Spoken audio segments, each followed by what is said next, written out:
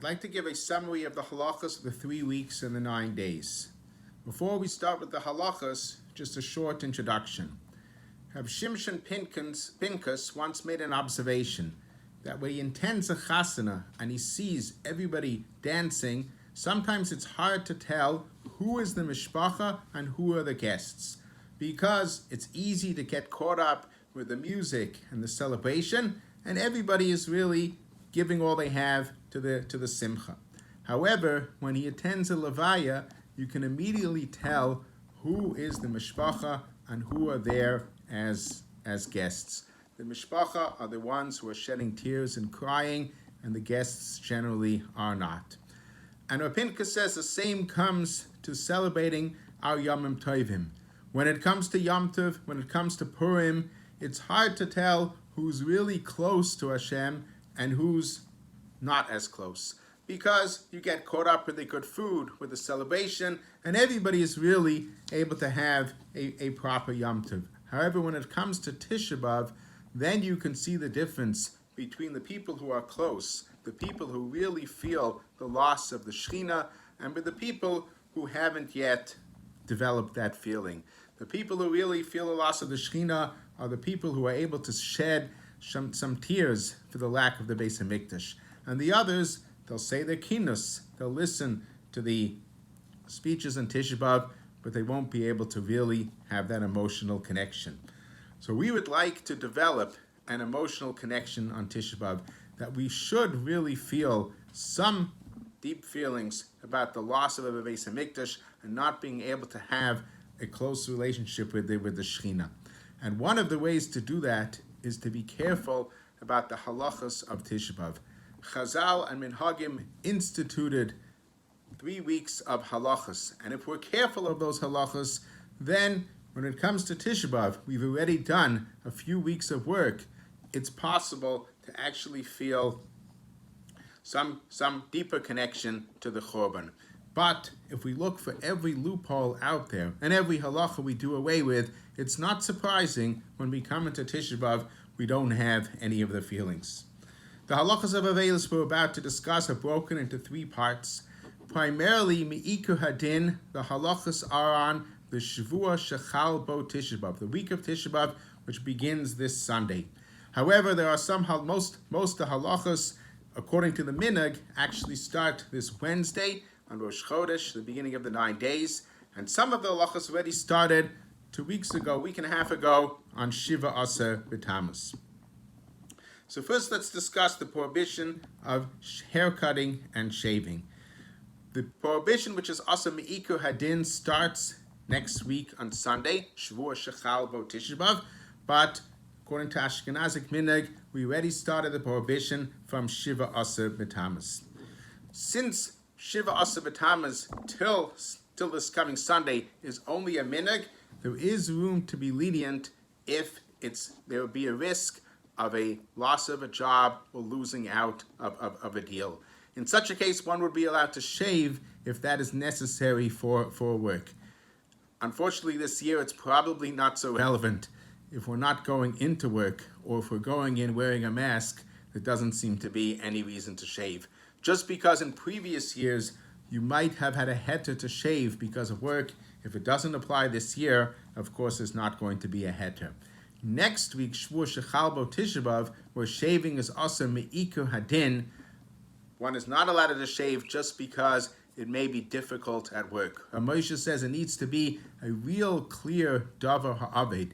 A person has a real potential of losing their job if they do not come in clean shaven. Haircutting is forbidden not only for adults, but for children too.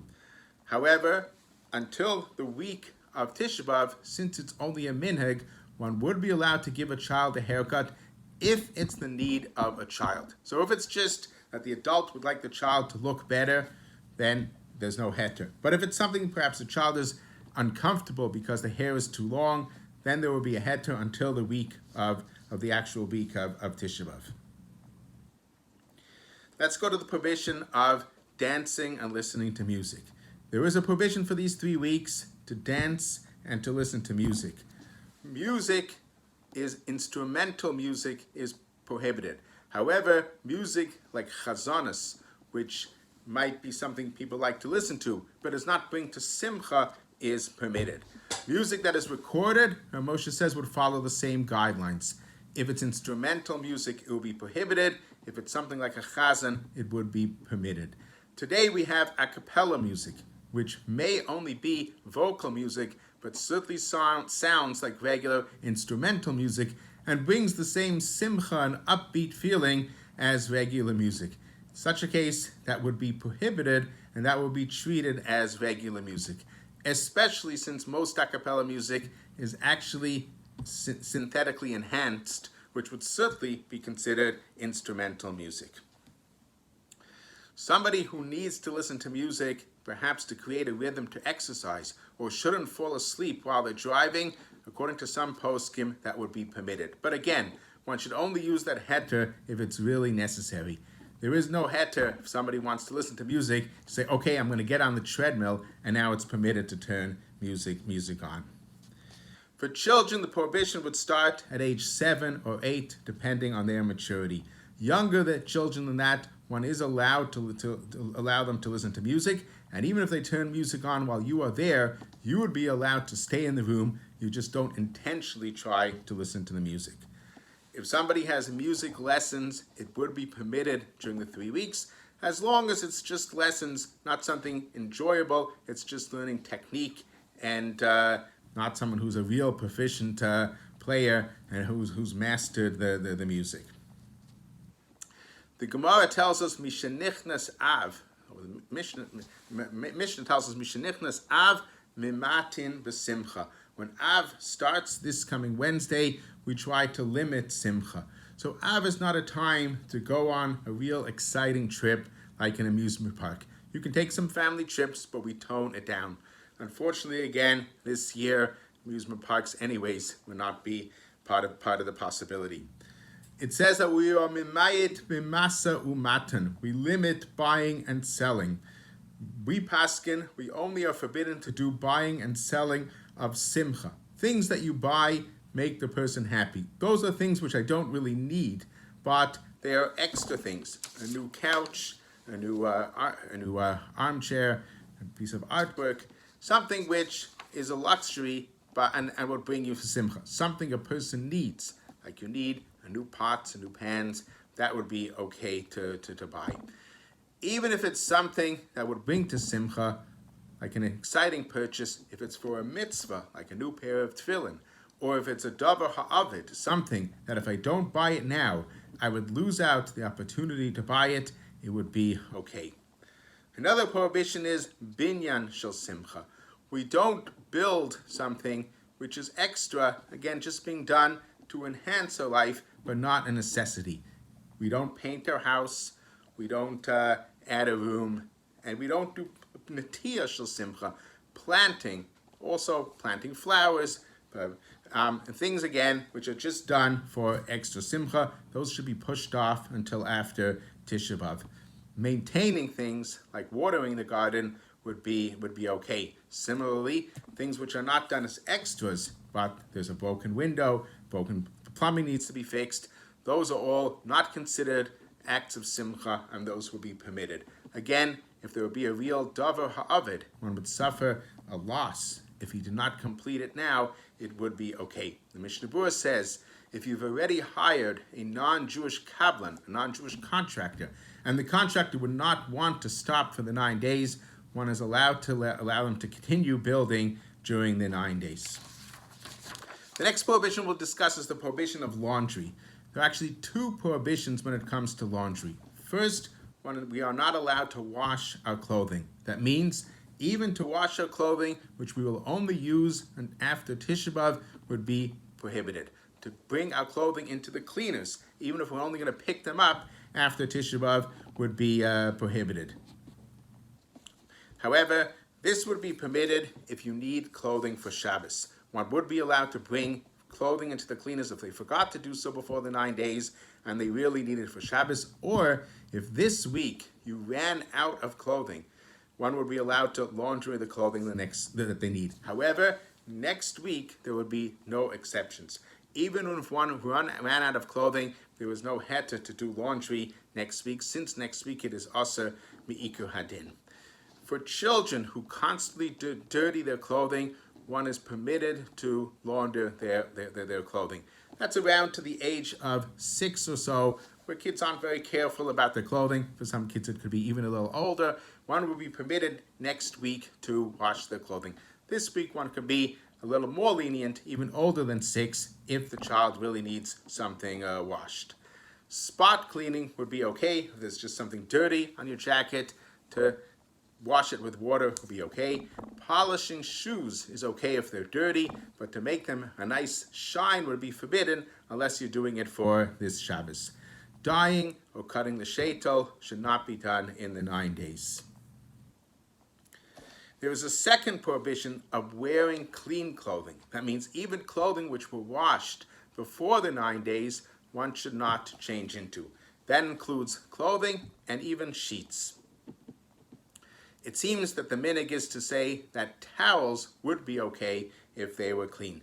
Although one can't wear clean clothing, that only goes with outer clothing, where there's a good feeling when you put on something fresh and clean. But undergarments, which we just changed because they feel dirty, that would be okay to change undergarments when needed. The practice has become, if we would like to change our shirts and pants, to wear all the shirts and pants that we are going to be changing into the 9 days, well, either today or tomorrow. One should wear it long enough that it takes away that new, fresh, clean feeling that you feel when you take it out of the closet or out of the cleaner bag. It's about 20 minutes or so to put it on before Rosh Chodesh. If you did forget to do it before Rosh Chodesh, what you should do is you should put it in the hamper with the dirty laundry for a couple of minutes, so it again loses that fresh feeling, and then it will be permitted to wear during the 9 days. The minhag is that we do not wear big day Shabbos in the 9 days, even if we've worn them before. So even if we're attending a bris, unless we are the father or the mother of the baby, we would put in our regular weekday clothing. We wouldn't put it on our big day Shabbos. Of course, for Shabbos, one is allowed to wear big day Shabbos. You can put them on the normal time you put them on Friday night, and you do not have to take them off Motzi Shabbos until you take them off to go to sleep. Although we said that it's only forbidden to make purchases which bring to simcha, extra purchases of items that you don't really need, when it comes to clothing, it's forbidden to buy any clothing during the 9 days. So even regular clothing like socks and underwear, which do not lead to simcha, it's forbidden to buy them during the 9 days. You are allowed to buy Tisha B'Av shoes during the 9 days. In addition, you're not allowed to make clothing during the 9 days. However, if you already have existing clothing and something happened to it, like it got a rip or button fell off and it needs to be sewn, that would be okay to repair. Cutting your nails is permitted until next week. So the only restriction of cutting the nails is actually the week of Tisha B'Av. There is a prohibition of eating meat and drinking wine during the 9 days. Meat includes chicken and also a food which was cooked together with the meat. So for example, the potatoes which were cooked in the cholent, we are not allowed to eat them after Shabbos if they absorbed some of the taste of the cholent. However, it does not include something cooked in a fleshika pan. So if it's something parev, which just happened to be cooked in a fleshika pan, you could eat it in the 9 days. The prohibition of wine includes grape juice, but it is okay to eat a food which has in it some wine. So if there's a fish which has some wine as part of the ingredients, that would be okay to eat. The prohibition starts around the age of 6 years old.